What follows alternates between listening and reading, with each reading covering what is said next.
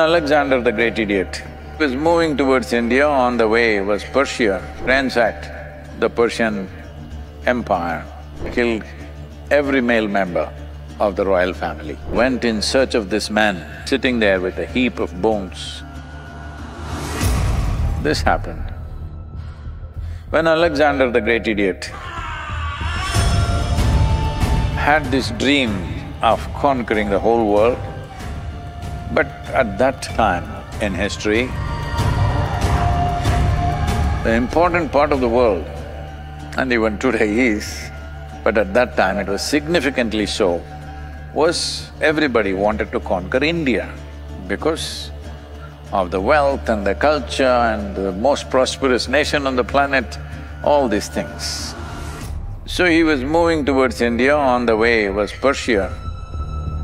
So he ransacked the Persian Empire, killed almost all the male members of the royal family, and then he wants to leave, move towards India. But he needs somebody, a vassal king, to manage that. Somebody who's his puppet who will manage the kingdom for him. You can't just pick up somebody and put them up in those days. They must be of the royal family, otherwise people will not gel with that. So he started looking, but unfortunately he had killed every male member of the royal family. Then somebody said, there is one prince who left the family long time ago and he spends all his time in the graveyard. The Persian people have this, that they're dead, they neither bury nor burn. They're very smart people. Even today, they're very smart people.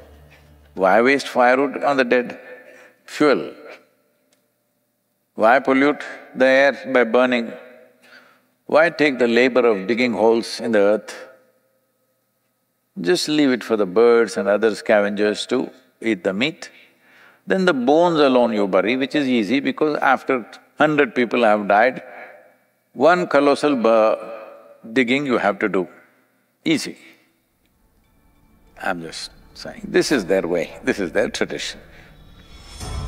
So this young prince left the family for years. He's been just sitting in this graveyard, watching these bones, trying to realize something.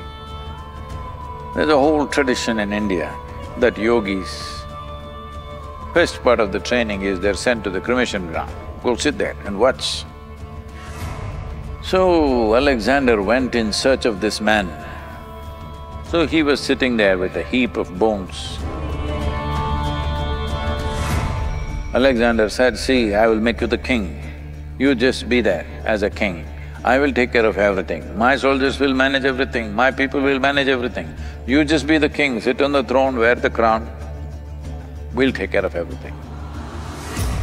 Then this prince, looking at a heap of bones here, like a disappointed vulture, because vulture is disappointed if the bone doesn't have meat. Like that, he's looking at it and says, see, so many have died here, many of them killed by you. And some are rich, some are poor, some were royal families, some were ordinary people, some were high, some were low. I've been trying to make out through these bones, which one is high bone, which one is low bone, which one is royal bone, which one is ordinary bone, which is a rich bone, which is a poor bone. I'm not able to get it, can you tell me? Alexander looked at it, this is too complex for me, he just left and went away. It was too much for him. The most precious thing is your life, it is slipping away. You are thinking this and trying to find explanations for the drama that's happening around you, time is going away. If you could stop time and discuss how your husband is not okay, we can do it. But time is going away. But we are investing time in things that we don't care for. If you knew time is going away, you would not invest in things that you don't care for, isn't it? So I'm thinking of creating a device, we are working on it right now, that every day it's reminding you, oh, you're 50 years of age, 50% of the sands of time are gone. And as you see it, it's just going away. You've seen the old hourglasses. That was just telling you the hour is getting over. This we make it little enlarged to see how your life is getting over all the time. Because if you sit, it goes away. If you stand, it goes away. If you do something wonderful, it goes away. If you do something nasty, it goes away. You did nothing, it goes away. This is the nature of time and life.